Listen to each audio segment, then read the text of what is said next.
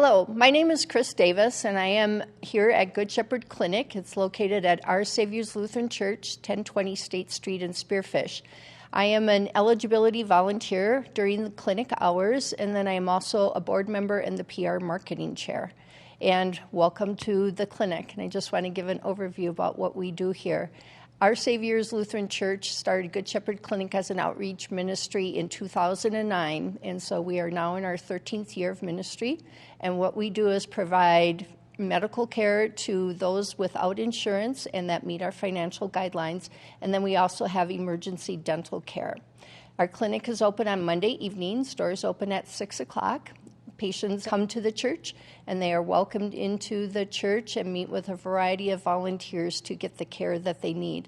And what I would like to do is just take you on a tour of how we've adapted during COVID to providing our services and ministering to people.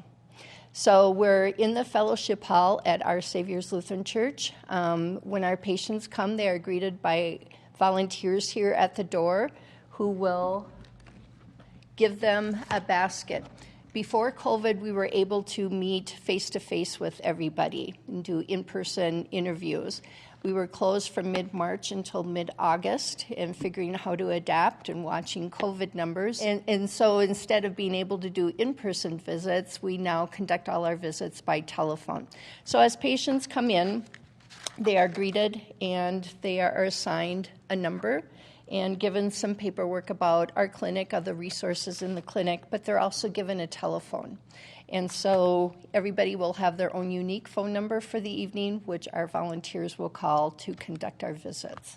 During pre-COVID, we were able to invite everybody into the church fellowship hall where they were able to sit around tables, receive some food, such as beverages, fruit and vegetables, and sandwiches, and just have a chance to relax and visit while they were waiting for their appointments. We are a walk-in clinic, but we do everything kind of a first-come, first-served basis. So while people were waiting to be seen by the next volunteer or the healthcare providers, they were able to have a chance to visit with other people that were here. But during COVID, what we've had to do is change the sanctuary into our waiting area. So we have numbers assigned, and again, as I mentioned earlier, everybody is assigned a number, and then they sit according to their seats, wait there until they are called on their telephone for that next interview that they'll have. We're now in the fellowship hall, and this is where all our volunteers will be stationed during the evening.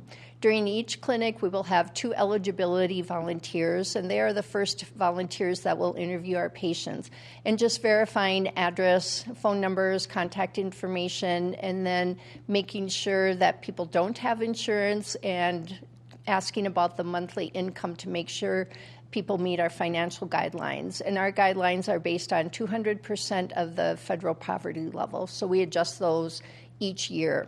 And we get the monthly income from people and then how many people are supported through that income. And because we're doing everything by phones rather than people moving, the patients moving between volunteers, we now move the chart. So from eligibility, the charts will then go to our nursing volunteers. And again, pre-COVID, the nurses were able to check weight, height, blood pressure, pulse, different things like that. Now they're doing the telephone conversations and asking the reason why the person is here at the clinic, and then also getting other health information such as medications and other issues.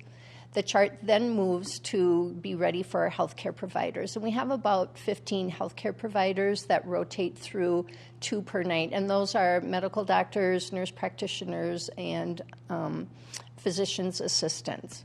And so we really appreciate that. And one important thing about our clinic is all volunteers are volunteers. We have no paid staff whatsoever. So any donations that we receive or grants go right back into the clinic for clinic supplies, immunizations, prescriptions, and then as we prepared to reopen up during COVID, there were a lot of PPE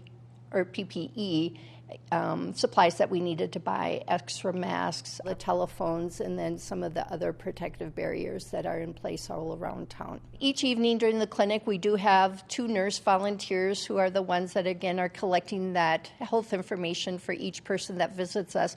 But we also have a head nurse that coordinates what happens after the healthcare providers see them. So if somebody is here and then needs to be referred out for lab work, x-rays, maybe over to another physician, the head nurse from this computer will coordinate different things. And then I, as an eligibility volunteer, may need to visit with the patient because we give the patient some information about Monument Health Financial Assistance Program. So there may be some costs associated with that extra work that needs to be done, extra medical care, that Good Shepherd Clinic will not be responsible for, but we assist the patient with going through that paperwork so they can get their care taken care of. Back here is where our healthcare providers are going to be, and normally, again, pre-COVID, we did have 2 rooms that were able to be made into exam rooms. So the healthcare provider was actually able to see the patient. Now, everything is done by phone, but if the physician or the other healthcare provider needs to see the patient, maybe checking out a rash or a spot or something, they are able to go back into the sanctuary and visit. We also have a pharmacist here on Monday nights that can help refill prescriptions or write new prescriptions. We work with 3 local pharmacies that give us a discounted formulary, so we also pay for prescriptions that people need. And our big thing, too, is we're also providing immunizations. We're not doing the COVID immunizations, but flu, tetanus, HPV, shingles. We're really encouraging people to stay healthy that way through the immunizations. And again, that's another service that we provide that's paid for. During each clinic, we probably have about 15 volunteers that are here. So the volunteers that meet people at the front door and seat them. We've got eligibility, a number of nurses that are here. We've got our healthcare providers. And then we also have 2 people that work here at medical records. So as patients come in and they give their names, we find out if they are returning patients, where we already have a chart made up for them and pull that we work with during the evening. If they are new patients, then a chart is started for them. And again, we just keep that on record. And then at the end of the evening, our medical records people enter information into the computer, and that's how we keep our statistics. So since we opened up our doors in 2009, we've had over 6,000 patient visits. We've had probably 12,000 plus prescriptions that we filled, a couple hundred immunizations that we've given. So that's all very important. And again, none of that could happen without support of Spearfish and surrounding communities through private donations and then grants that are written for us. Good Shepherd Clinic was very honored to receive an inaugural Community Impact Award during the Spearfish Area Chamber of Commerce banquet on April 22nd. So again, we appreciate the support of the community. We couldn't do it without the support, but especially the vision of Our Savior's Lutheran Church first beginning the clinic and those founding visitors. We hope in the near future and within the next couple months that we can open up as we were used to pre-COVID, and then we are also working on reopening our dental program.